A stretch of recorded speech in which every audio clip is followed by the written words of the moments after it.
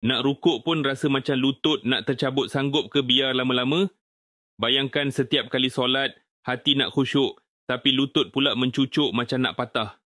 Mula-mula aku fikir mungkin sebab penat kerja, tapi lama-lama makin teruk.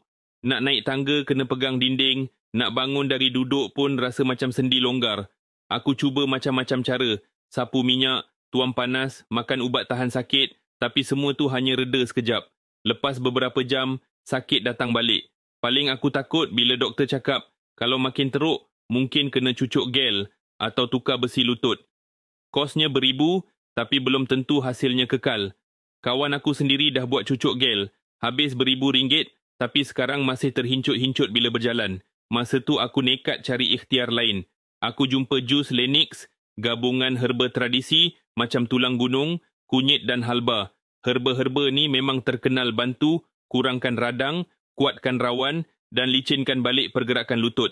Aku konsisten amal setiap hari. Alhamdulillah perubahan makin terasa. Lutut aku dah tak mencucuk macam dulu. Nak rukuk, nak sujud, dah boleh buat dengan tenang. Kalau kau pun tengah rasa sakit sampai lutut macam nak tercabut, jangan tunggu sampai kena operate atau cucuk gel. Ikhtiar awal dengan jus Lenix. Tekan butang order now sekarang sebelum terlambat.